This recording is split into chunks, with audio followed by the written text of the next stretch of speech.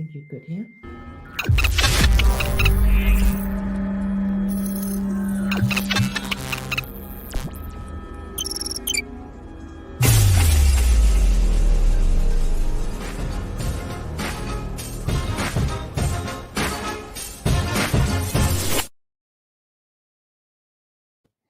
Welcome to No2Nato, No to War. We are an intercontinental weapon for peace and against war, especially against the imperialist wars launched by NATO and by NATO countries all around the world over this last 30 years and more. And tonight we are going intercontinental. Talk about time zones. One of our speakers has not even been to bed yet, and it's 7 o'clock in the morning where he is. I am, contrary to the suggestion of the logo behind me, just back from the BRICS. BRICS began its life only as an economic and, to some extent, fiscal weapon of the global south, of the global east. As the name suggests, it was originally Brazil, Russia, India, China, and South Africa. Britain will be the last letter in that acronym, I'm sure. But it has grown and grown, not just numerically, but grown in its purview, in its grasp of international events, in its importance to the world. In the beginning, for a decade, actually, the international media ignored its very existence, but increasingly they can ignore it no longer. I was there with my good wife Gayatri in Kazan, the capital of Tatarstan, a Muslim republic within the Russian Federation, and an absolute jewel indeed. A beautiful city with a citadel, a Kremlin, with mosques by the dozen, and with a friendly local population that stoically put up with the arrival of no less than 36 presidents, prime ministers, princes, and kings, 20,000 delegates, 2,000 journalists, most of them decent journalists, one or two of them rather obscene, but we'll come, no doubt, to that. The local people in Kazan gave a hearty welcome to each and every one of us. It was, I can only put it this way, like being present at the birth of a beloved child. It was the new world being delivered. Now, we're all familiar with the Gramscian quote that the new world is struggling to be born, the old world is dying, and that we live in the time of monsters. All of these three things are true.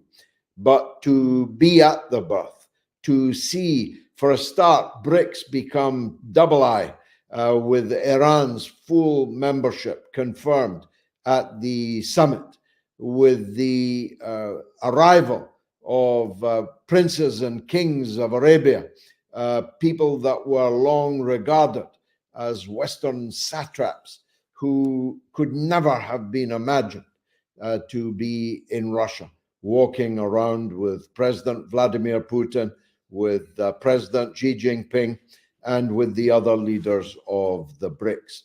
It was astonishing to see so many British Commonwealth government leaders there and heads of state, not least because they turned down the chance to be with King Charles himself at a British Commonwealth event, preferring to be with Vladimir Putin in Russia. Just shows how isolated Russia is not. Now, for the first few days of the summit, the Western press pretended that it wasn't happening. But as it got bigger and bigger and the new acquisitions became more and more significant, Turkey, for example, a NATO member, now in BRICS, and speculation mounted that it will not be long before the first European Union and NATO member will join the BRICS. The Western media turned up the heat. The London Times called BRICS a grotesque summit. The Bild in Germany called BRICS a summit of scoundrels.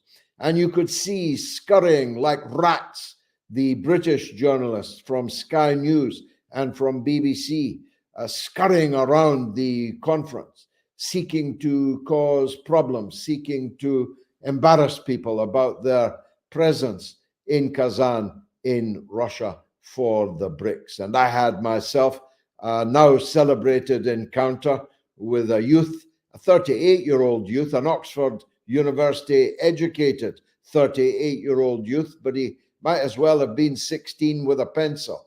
He was a teenage scribbler who knew nothing about BRICS and cared even less about it. His purpose there was to go up to people with the microphone and ask them how they felt about being in Russia when Russia was committing all these crimes all over the world. But the BBC presence was even more pernicious. The BBC correspondent has been 30 years in Moscow, 30 years against Moscow. His purpose for the BBC, the British state mouthpiece BBC, is to do everything, anything that he can to disrupt anything positive happening in Russia, to lie for his master's voice that Russia is some kind of hellhole, some kind of authoritarian tyranny. And as I pointed out in the presence of President Vladimir Putin himself, it's a strange kind of tyranny where the BBC can bristle with hostility against the Russian president just 20 meters from him, whilst no Russian journalist or broadcaster is permitted to work at all in Britain, never mind at Westminster or Whitehall, never mind 20 meters away from the British Prime Minister. So the length of the faces of the Western governments and their media mouthpieces is the first indicator of the success of BRICS 2024, and indeed of Russia's chairmanship of the process throughout. The setting up of commodity exchanges, in the first place, a grain commodity exchange, so that BRICS members, now bear in mind, half of the world is now in BRICS. Half the world's population is now in BRICS. And if you add the countries in the waiting room, that number will be dwarfed by the time we get to Rio de Janeiro 2025 for the next BRICS event, the next BRICS summit. Half the world is now going to be able to exchange commodities completely separate from the Western-dominated commodities exchanges, which drive down prices for producers, drive up profits for the middlemen and for the retailers. The BRICS countries will now be able to bypass them completely and exchange their commodities with each other in local currencies. In local currencies. Think what that means. Half of the world, when it comes to commodities, are going to be able to avoid the dollar completely. And given that US domination of the world is now resting on just two stools, one of them, the dollar hegemony, caused after 1973 by the US demand and ironclad insistence that all oil trading needs to be done in dollars, and the other stool being America's military industrial prowess, its military industrial complex, and they're not doing too well on that either. These are two rickety stools on which US hegemony now rests. But there will be other commodity exchanges along in a minute. The predominantly important one being the mineral exchange. Russia, as most intelligent people know, is the largest repository of mineral deposits anywhere in the world. Russia is replete with oil, with gas, with nickel, with every kind of rare earth commodity, without which planes can't fly, cars can't drive, phones can't work. Russia's riches in the mineral and commodities fields almost literally no bounds. And when it comes to the need for these raw materials, these commodities, these minerals, then markets like China, like India, which are booming markets, are going to be able to exchange their local currencies for those commodities in these now free BRICS exchanges. There were one or two hiccups at the BRICS Congress. For me, the most significant was the absence of the Brazilian President Lula, a man I knew when he was an itinerant trade union leader back in the mid-1980s. Some of you know I lent him $200 US. He hasn't paid me back yet. I was looking forward to meeting him at Kazan. I gave him $200 US because he literally had no money with which to continue his tour around Europe, struggling against the tyranny, the dictatorship in Brazil. But Lula couldn't come. He had an accident, genuinely, I believe, though most people in Kazan thought it was a diplomatic accident. I never did. And I've since seen a picture of the wound on Lula's head caused by a fall in his bathroom. It's a little bit unsteady on the legs now, and he's not getting any younger, and he was unable to come. But worse than that, in his absence, he delivered his vetoes against Venezuela and Nicaragua coming into the BRICS process.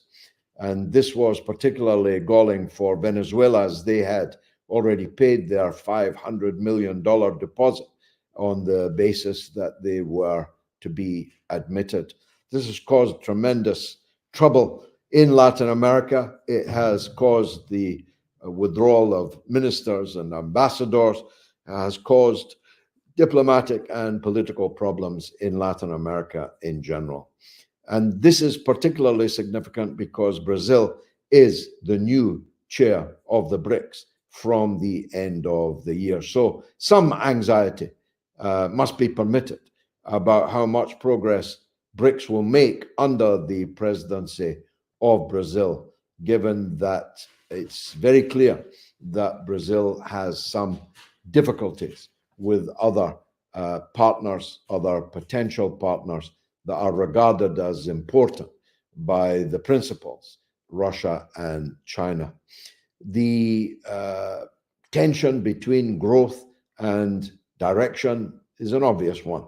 The more people you've got in a room, the more difficult it is to move everybody forward in the same direction, especially as, unlike other international fora, the BRICS is a free space and a consensual one. You cannot make decisions, certainly not big, important decisions, without reaching a consensus amongst the members. And the more members BRICS has, the more difficult that is potentially going to be. But nonetheless, the steady stream of leaders from all over the world, from all parts of the world. I mean, it was at times, like, for those familiar with this history, it was a bit like the Congress of the Peoples in Baku in, I think, 1920, where John Reed, the American journalist, author of 10 Days That Shook the World, he described in such vivid detail the arrival of delegations in their national dress with their national peculiarities, arriving and getting down under one roof to discuss the future of humanity. It had something of that about it, and it was a joy to behold. It was an honor to be there. So I'm going to now introduce the first of our speakers, because we do like to wrap these No to NATO, No to War meetings up in an hour or an hour and five or so. So let me press on to the first of our guests. He is nothing less than a youthful internet sensation. I like to think I've known Richard Medhurst since he was a boy.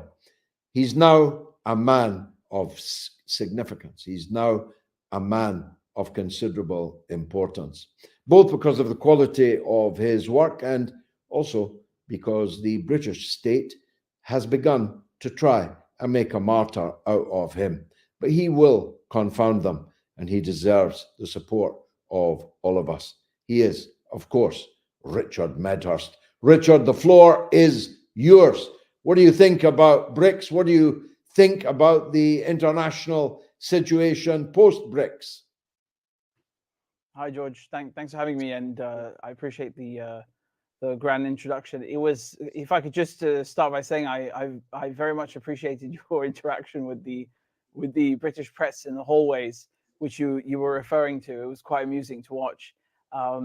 It seemed like they turned up to cause trouble and just kind of ended up digging a hole for themselves. So that was kind of funny.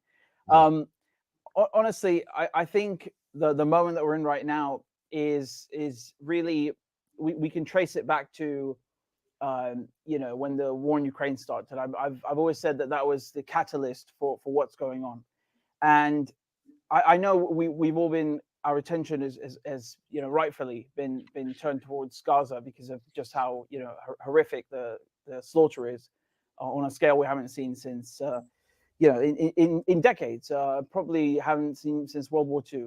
But the Ukraine war is really the catalyst where we start seeing this acceleration of Western dominance, particularly US hegemony, starting to crumble. And it was really just remarkable, I think, not just watching the United States begin to lose that much power so quickly, but also watching Europe shoot itself in the foot. We shouldn't forget that Joe Biden, the Nord Stream bomber, which is a great nickname that I've heard and I'm going to use, literally carried out an act of industrial terrorism. He blew up an enormous pipeline between Germany and Russia, two pipelines. And I think people need to understand how significant that is. It's not just a question of, well, there's no more gas coming in. One of the main policies after World War II for, to avoid having further world wars was that you would promote economic growth between neighbors, which is exactly what you see with BRICS, with Russia and China, for example, and India, right? So there's this underlying premise that we are neighbors and we should get along and we should work in each other's favor. So that was something that was promoted across Europe, and that's the reason why you had so much cheap gas flowing from Russia to Germany. And then the United States just blows that up, and everyone pretends like they didn't see it happen. To me, this is remarkable, and I think it's worth pointing out, as Joe Biden is about to leave office in a few days, it's looking like, and we're having the BRICS summit, take place. It's not a coincidence that you have 20, 30 countries trying to join BRICS at this moment in time after the war in Ukraine began. And of course, this wave of sanctions spilled over. And once again, we see Europe shooting itself in the foot. You've got steel industry in Germany, a glass industry in France. I mean, you can go through every single European country and just see how energy prices have gone up. And that's caused entire industries to shut down. And now Germany's in recession, for example. It's unbelievable how much damage Europe has done to itself as a result. And while that is happening, BRICS is taking the lead with things. I think people forget that, if you look at the United States, you look at how much forecast they have in their GDP growth. It's about, 2.4, 2.8%. That's the rough estimate for the last quarter because it's not over yet. And you start to look at China. China is around 4.8%, and that's low for China, right? So this era of Western domination is completely gone. It's over, and people are in a phase of denial. That's the only thing we can really call it. It is denial. I believe Richard Wolff, Professor Richard Wolff, was doing a video on this, and before it came out of his mouth, I knew that's the word he was going to use. It is denial. That's where we are at now in the West. We're in denial about our crimes in Gaza, and we're in denial about the recession of the West and the rise of BRICS. And I think it was important to see all these leaders going there because it showed that Putin is not isolated. There's this trend of Russian sanctions are going to destroy Russia. They didn't. Russia, by the way, I think that their forecast for this year, for the last quarter, is going to be about 3.9% 8% of GDP growth. So that's more than the United States. So much for sanctions. And of course, the ruble was the best performing currency last year. But the economy aside and the figures aside, just that photograph of seeing Putin, and to the left and to the right, he's got Modi and Xi Jinping and all of these leaders that have come now, that, except Lula, as you alluded to, and I think MBS also wasn't there. But we had most of the BRICS leaders there. It shows he's not isolated.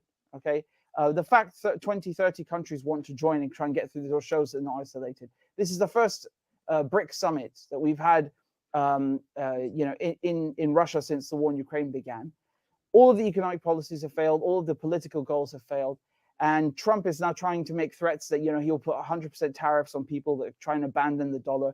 I mean, this is like a beast kind of just thrashing about, in its last moments. And it's it just looks pathetic. It's really just a bad look and a sad look.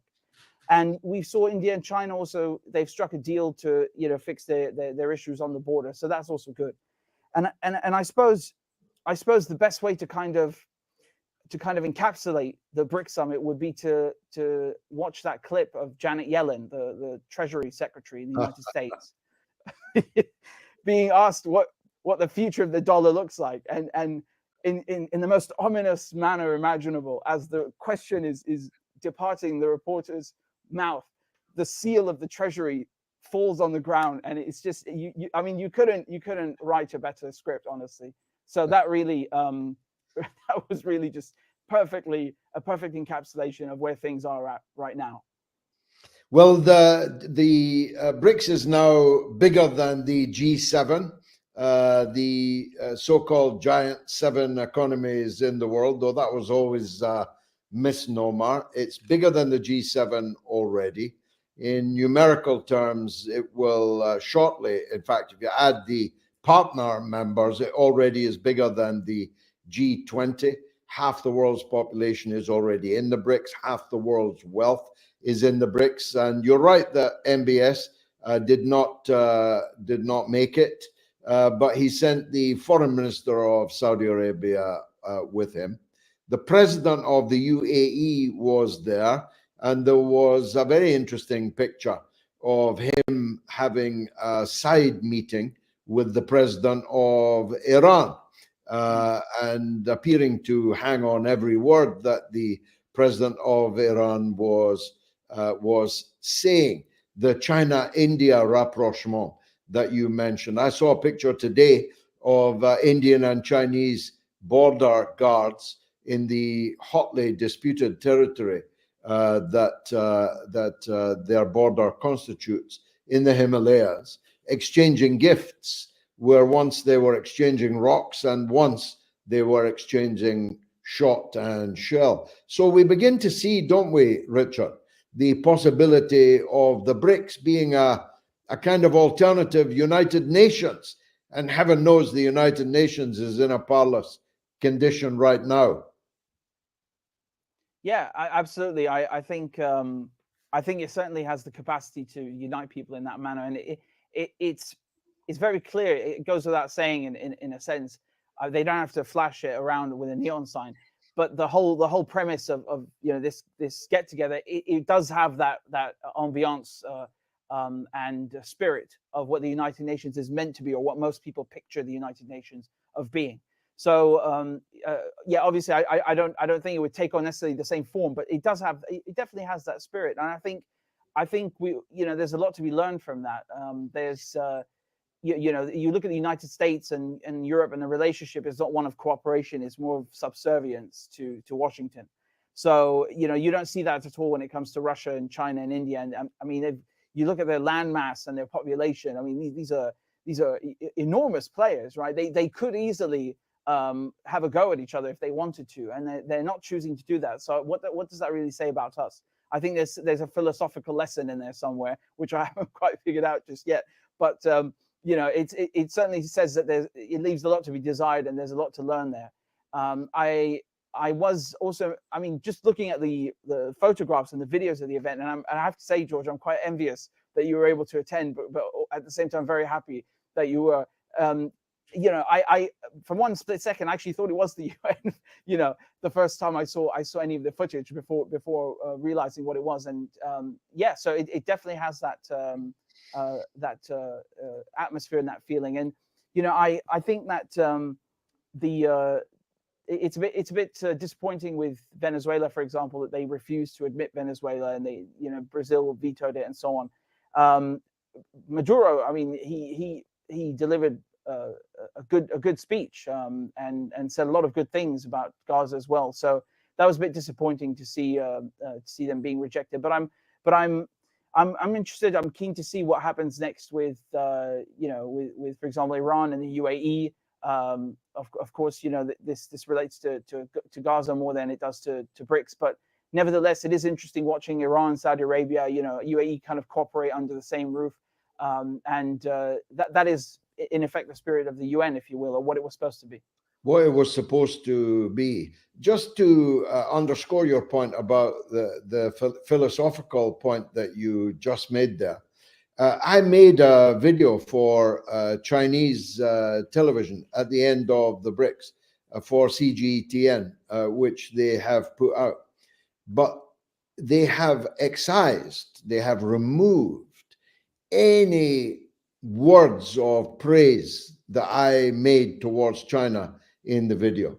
They completely removed my observation that China was the most important player, most important participant in the BRICS, and that Russia and China were the top dogs. All of that was removed from my video. Now, doesn't that tell you something about the determination on the part of these top players at BRICS to make it as collegiate and as far away from the spirit of domination, hegemony that attends G7 and G20 gatherings, for example? Yeah, it does, and I think it's rather diplomatic. It's very Chinese in a way to do that. They are excellent at diplomacy. They have their own style, and I think it's quite interesting. Actually, I didn't know that they did that. It's like I said, it's quite refreshing in a way, isn't it? I once again I can't help but trace back everything that we're talking about to Ukraine, because that also was the result of this the US pushing Europe, pushing Ukraine into a proxy war against Russia, and look, it's just blown up in their faces, and they have accelerated. They've put the entire process of multipolarization or the transition to a multipolar world in turbo mode. They really have, and then Gaza, of course, added to that. But I think that they really shot themselves in the foot. They just can't grasp where things are at right now, and I suppose that's what every falling empire or receding empire does in its final days. Well, I called it, Richard, thank you very much for that. I called it a deadly boomerang, which the West had fashioned and thrown it at Russia, only for it to come back and smash us in our own faces. I actually used those very words in the first week or 10 days of these sanctions. It's amazing that an undereducated boy from a council house like me was able to see that, but all the brain boxes in the Western governments were not. Thank you, Richard. Speaking of boomerangs, let's go down under, where, of course, the boomerang comes from. Aussie Cossack is one of our favorite people. He's so good, they're seeking to ban him here, there, and everywhere, but he'll never be banned from our portals. Aussie Cossack, welcome to No to NATO, No to War. Let's begin just in parenthesis with the latest crime against free speech with relation to yourself. You were quite some time ago taken off YouTube. Now you're not on Twitter. Say a word or two about that, will you please? Thank you, George. Pleasure to join you, and pleasure to be with all of your viewers. Look, I was taken off YouTube in 2022 for medical misinformation. Nice platform, about 170,000 subscribers, and it was quite difficult to overcome that. Anyway, we all had hopes in Elon Musk, and I, as many others, joined the liberated X, formerly Twitter, to take advantage of the free speech. And unfortunately, just a few days ago, my platform on Twitter was banned without any reason given at all. But we do know that the Australian government and the Australian E-Safety Commissioner, Julie Inman-Grant, and the Australian Prime Minister, Anthony Albanese, were very, very keen to silence those voices of influence in the country who challenged the mainstream media narrative, challenged the government narrative, and let's just face it, make memes against the Prime Minister. The Prime Minister is afraid of people sharing memes, making fun of him, laughing at him, organizing protests on the streets, promoting anti-government sentiment, whether it be against what happened, the government's response to the lockdowns and the COVID situation, or whether it's on a range of other issues, such as Australia's involvement against Russia and Ukraine. Australia foolishly committed all of its missiles, all of its Bushmasters. Now Australia's given 49 of its Abrams tanks, and that's the whole reserve of all of its Abrams tanks. Australia doesn't have any more tanks. They've got new ones on the way, supposed replacements. But those 49 which they have now sent, or in the process of sending, and we probably will start protesting at ports where these departure points of these tanks will be put onto container ships. Maybe we can get a bit of advice from the Great British Workers' Party and the union movements of how best to prevent these tanks from actually boarding these container ships, because Australia should not be sending its tanks joining NATO's war in Ukraine.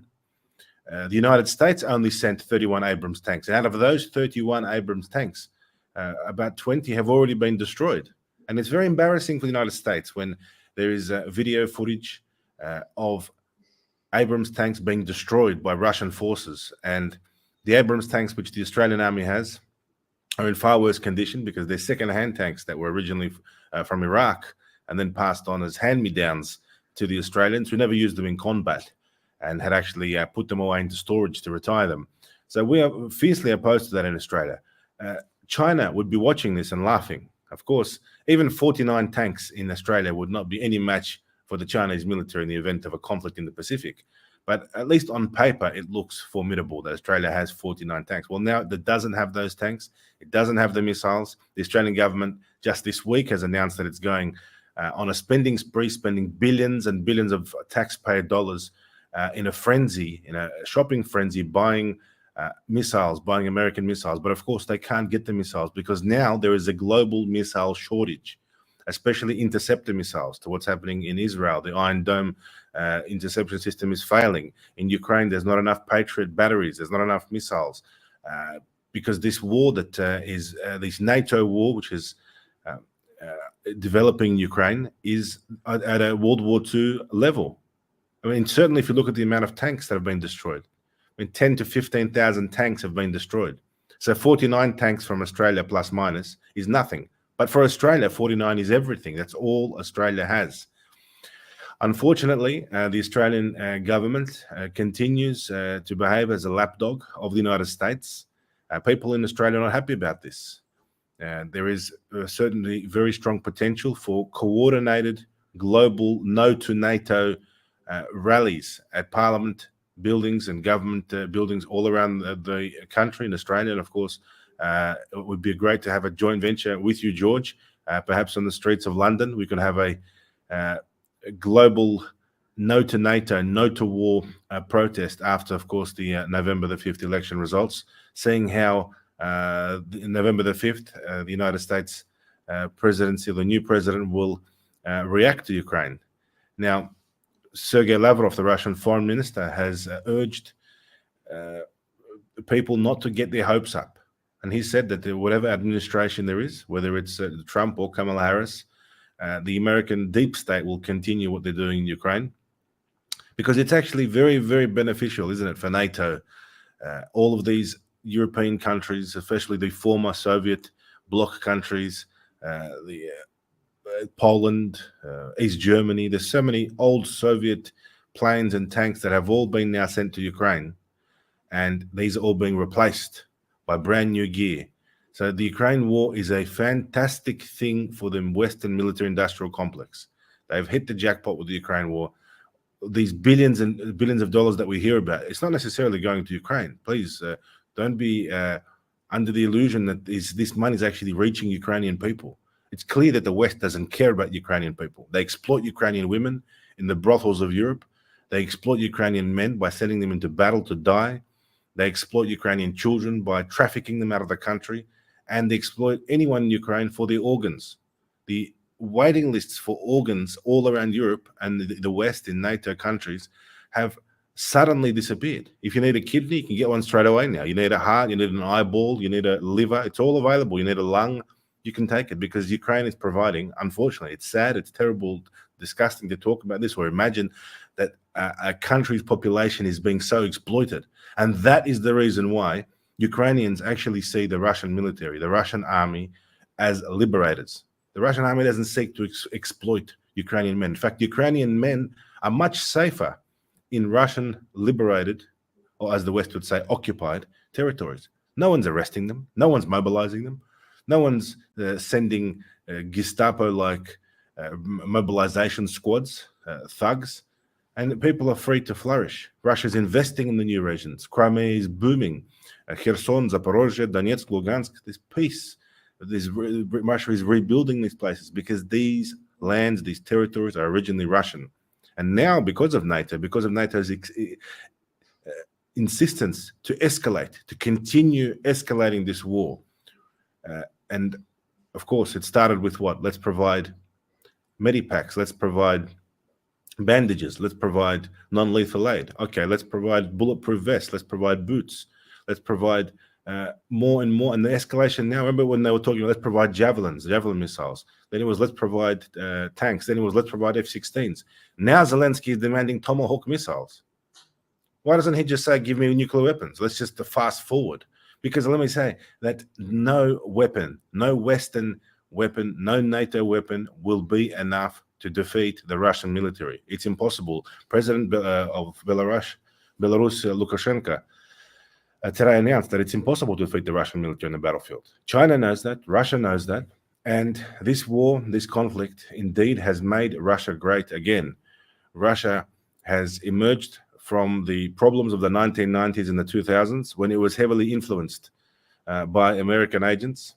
And unfortunately, let's just face it, unfortunately, the Soviet Union was collapsed. It wasn't the wishes of the Russian people or the Ukrainian people or the Soviet former republics. This was an operation by Western intelligence, and they celebrated at the Pentagon that day when the American advisors in Moscow instructed and influenced the leadership of the time under Gorbachev and then after that Yeltsin to destroy the country and hand out all of this land. Now this land, Lithuania, Estonia, Latvia, Ukraine, this was all earned by Russian blood. So it is a tragedy, and now it's great to see that the historical fairness has been restored in the eyes of Russian patriots and those people around the world. And I'm sure you resonate with that, George, being the leader of the Great British Workers' Party. It was, as Vladimir Putin said, the collapse of the Soviet Union was a tragedy, and it would have never have happened when the Soviet leadership could never have imagined that all of these tanks and missiles and artillery systems, which were left over in Ukraine and other countries and Moldova and East Germany and Poland, this is all built and gifted by the Soviet people. Citizens of the Soviet Union across Russia had to wait in line for cars and TVs and fridges because the country was busy subsidizing Cuba, Africa, South America, China, North Korea, Vietnam, Yugoslavia, you name it, all around the world. Russia was supporting, the Soviet Union was supporting everyone, building hydroelectric power stations and nuclear power plants. And it's a big tragedy that this has occurred, but this, of course, was not the wish of Russia. Russia never wanted, never imagined that it could fire a bullet at Ukraine, let alone a full-scale war. And it's a very clever, nasty, evil NATO operation, which has led to this tragedy. The only way this is going to stop is Russian victory. And that's what we can see. The Russian army is rolling through Donetsk towards the border with the Dnipropetrovsk region, and it looks like things are moving very quickly on the battlefield now in Russia's favor. Indeed so, but that hasn't put NATO off confrontation in Russia's near abroad.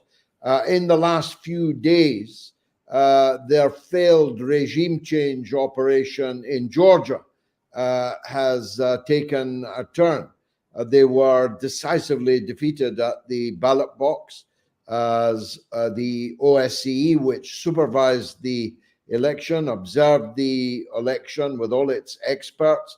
The NATO EU putsch forces were confounded. So they're taking to the streets, Cossack. What do you know about that? Absolutely. It's a great victory to the Georgian people.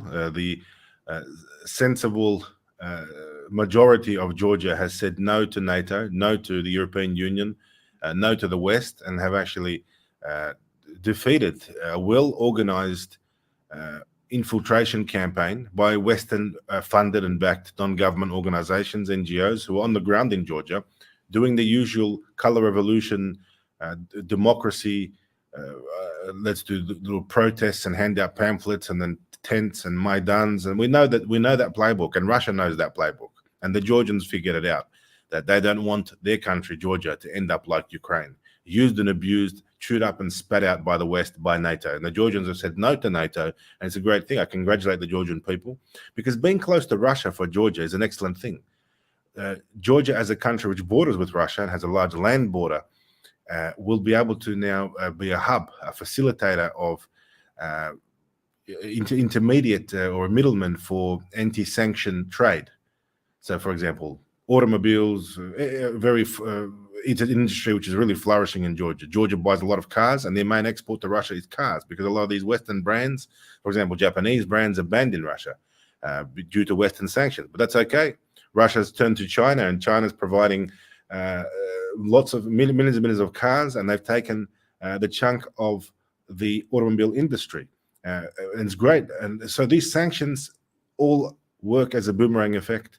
It actually strengthens Russia, and it's better that sooner rather than later Russia abandons Western products. Russia abandons Western technology, Western software, hardware, any Western systems, microchips, anything that could make Russia reliant on the West. And this has happened over the last few years.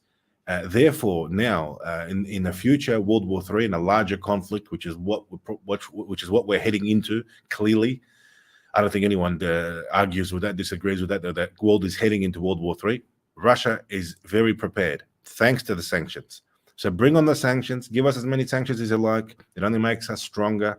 It makes Russia more resilient, and only pushes Russia closer to BRICS, closer to those countries such as China, Brazil, India, who are buying more than ever Russian oil and gas, and India buying Russian oil on selling it to Europe. I mean, how silly. Russia borders with Europe. This is all about virtue signaling. Europe really doesn't want to go to with real sanctions to Russia. Handing out 10 tanks here, 20 tanks here, 30 used 50-year-old armored personnel carriers here, a few rounds here. This is all just, they're making fun of Ukraine. Right? They know they can't defeat Russia. They still trade with Russia. In fact, Russian oil is still pumped through Ukraine, and it goes through Ukraine into Europe, and the Ukrainians take a cut off the top. It's ridiculous, but that's what goes on. So this is all about virtue signaling. Australia's the same. At the Australian petrol bowsers, or the gas stations as they call them in the United States, Australian mums and dads are filling up Russian diesel into their family vehicles, into their unleaded petrol. You're receiving Russian petrol.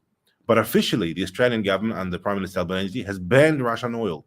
The oil reaches India, the oil reaches Singapore, and then mysteriously, miraculously, the oil is rechristened with new documents and declared as Singaporean oil. And the Australian side says, okay, we can buy that now. It's definitely not Russian. Look at the documents.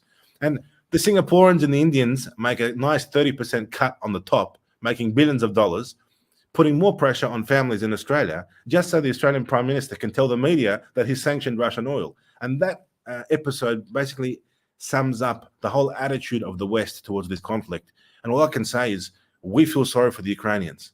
As a Russian patriot, as a staunch Russian, of course, I'm born in Australia, but great-grandparents from the Russian Empire, I feel sorry for the Ukrainians because they're being used. And the sooner the Russian army liberates Ukraine and kicks out all of the NATO advisors and all of these NATO instructors, infiltrators that are currently holding Ukraine to ransom, the better it will be, and peace will be restored to Ukraine. And look, let's just face it, I'd love for Ukraine just to join Russia, as with Belarus. And let's bring back, if you don't want the Soviet Union, let's bring back the Russian Empire, because whatever it's going to be, whether the Soviet Union or Russian Empire is coming back, whatever it's going to be in the next few years, something big is going to happen in Russia, and Russia is going to become great again. It already is. It's already happening.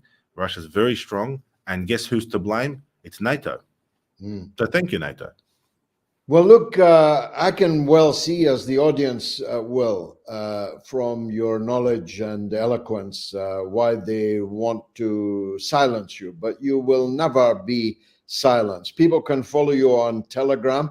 Tell them how, please. Look, follow me on Telegram, Aussie Cossack on Telegram, and tag Elon Musk, put up a tweet and say, bring back the Cossack hashtag.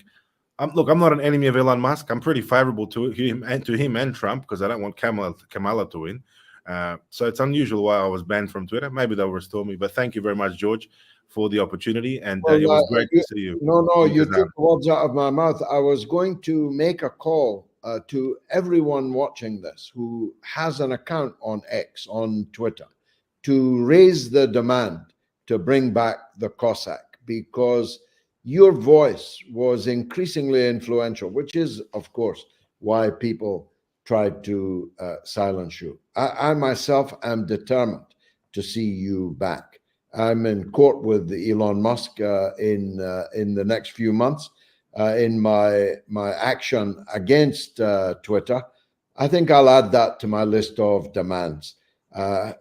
In order to settle the case, one of the terms will be to bring back Aussie Cossack onto the Twitter. Thank you very much indeed for joining us and being so brilliantly eloquent indeed. Thank you for that. Let me go to pre-recorded third contribution from a man who has become global. When I first interviewed him some years ago, not many people, including myself, had ever heard of him. There's nobody who hasn't heard of him now. It is Professor Mohammad Marandi, the head of successful. The dean It was of very American Studies at the University of Tehran. Please take a listen to what he has to say. It was very successful. The Iranian delegation was very satisfied with the results. President Pezeshkian, when he returned from the summit at the airport in Iran, he spoke in a very positive manner and said that if the decisions that were made at the summit bear fruit, then the West will no longer be able to intimidate the rest of the world. It will no longer be able to take the rest of the world hostage, and it won't be able to use sanctions to strangle people in different parts of the world in order to bully them into submission and accepting Western exceptionalism. Of course, this summit is not going to change the world overnight. This is a process, but important change is already taking place. The very fact that the Chinese and the Indians had a limited rapprochement before the summit, I think shows that both are very serious in pursuing this process, because in order for BRICS to move forward, especially with regards to new economic structures and new means of trade, these two countries have to be cooperating. So I think that rapprochement between them went very well. The Chinese president met 5 world leaders, including the president of Iran and the president of Russia. And I think that shows a great deal that is very significant under the current circumstances, when we have the war in Ukraine going on, and of course the Holocaust in Gaza and the genocidal airstrikes against the Lebanese by the Israeli regime. So bilateral ties were an important point was an important thing for Iran to pursue on the sidelines of the conference. But the conference itself, I think, showed a great deal of convergence among all countries that are members and those countries that want to join. So I'm confident that in the months ahead, we're going to see further convergence, and hopefully by next year, we're going to see a lot of developments take place, which will allow countries in the global majority, in the global south, and member states of BRICS in particular to be able to trade and do business without Western financial institutions harassing them, or the US dollar being a problem for that trade to be carried out. Thank you, Professor Seyed Mohammad Marandi, the Dean of American Studies at the University of Tehran, which was an important enough job in itself, but he's since become very much more important than that. And I don't know why he was not able to appear live, but it is possible that it is in light of what must be held to be an imminent Iranian retaliation to the last Israeli attack upon Iran. Some international leaders have been calling and indeed demanding that Iran not respond to that, even though Israel has attacked Iran 3 times and Iran has retaliated only twice. The bizarre situation has arisen where the wronged country is being held to demands that it not respond. But Iran has comprehensively rejected those calls. It has reiterated over and over again that Iran has the right to defend itself. You'll remember that phraseology, and that it will indeed defend itself. And this time, in such a way and on such a scale as to establish deterrence. Because, of course, if Iran were to pull stumps 3-2 down, that would merely be to invite a 4th, 5th, 6th, 7th, 8th Israeli attack upon herself. And no self-respecting country with the ability to respond would allow themselves to be in that situation. So it's my honest opinion that in the next hours, I suggest the next 24 hours maximum, Iran will launch what it says will be a devastating and extremely painful attack on Israel, far more severe than the second Iranian response. This may very well beget a 4th Israeli attack on Iran. Indeed, the Israeli cabinet has already passed a motion to do so. Irrespective of whether Iran retaliates in the next 24 hours or not, Israel has declared that it's going to attack Iran again. So the path towards the World War III that Aussie Cossack was talking about, I'm afraid is still brightly illuminated by flares and by fires, by the thunder and flash of the guns. And it's that which we in the No2Nato, No2War seek to stop. We don't glory in war. Some people say that we like war as long as it's not Western imperialist war. That's not true. I myself have been in wars. I have been bombed. I have lain with my face in the dirt, trying to press my nose into the earth, the better to avoid the red hot razor sharp steel fragments of bombs that were cascading all around me and cutting other people down, cutting other people open, killing other people. I've been under bombardment in Ethiopia. I've been under bombardment in Beirut and in the south of Lebanon. War is an utterly terrifying thing.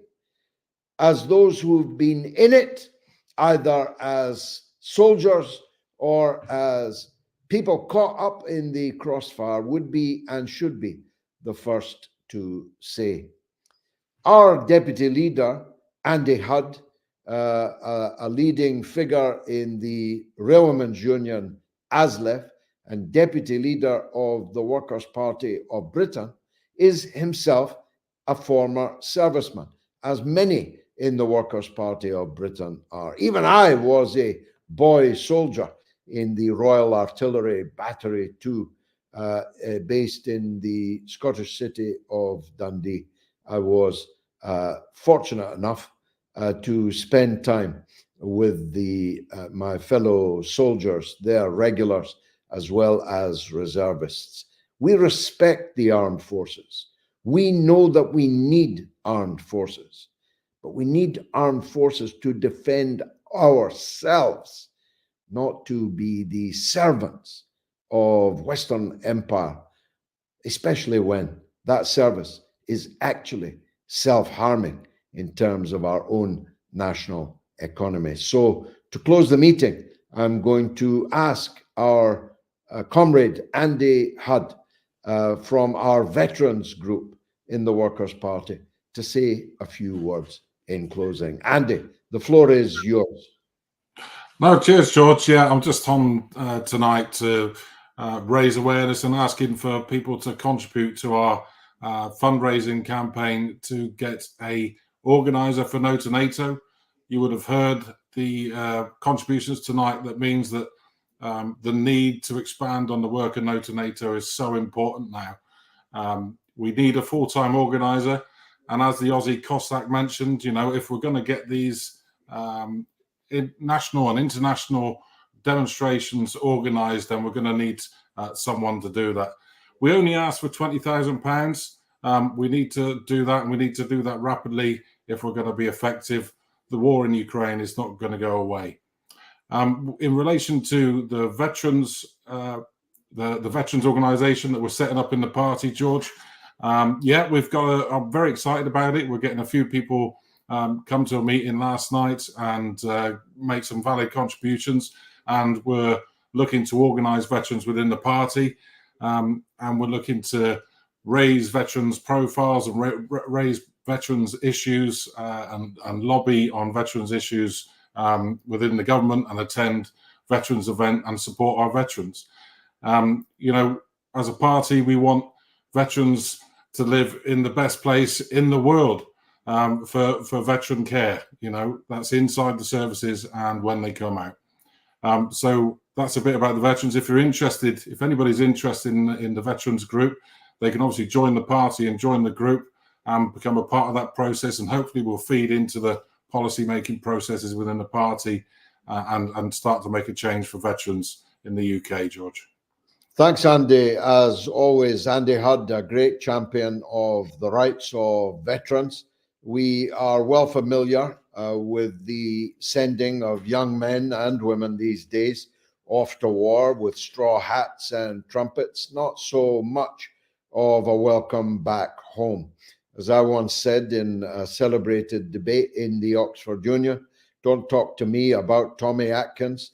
I've met Tommy Atkins. I've picked Tommy Atkins up off the floor in Piccadilly Gardens in the city of Manchester, hooked on spice, in and out of Strangeways prison, more likely to be found homeless than any other section of the community, more likely to be found suffering from poor mental health than any other section of the community.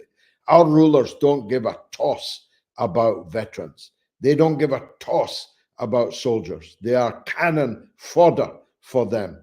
Well, not for us in the Workers' Party of Britain, and not for us in No2Nato, No to War. One of the reasons we don't want war is so that our service personnel are not sent to their death or dismemberment in the interests of a dementia patient called Joseph Biden, whose last days are almost upon us. I don't speak for everybody when I say this, but I definitely speak for me. However you vote on the 5th of November in the United States of America, don't vote for Kamala Harris. It's been marvelous for me. I hope you enjoyed the meeting. We have kept it more or less to the hour. If you want to join us, follow us on our social media portals. If you want to help us, donate anything, however small. On the screen, you saw the QR code. Donate to the £20,000 appeal to create the position of full-time organizer of No to NATO, No to War. It's been marvelous talking with you. I hope you found it an interesting meeting. Thanks for joining us. See you next time.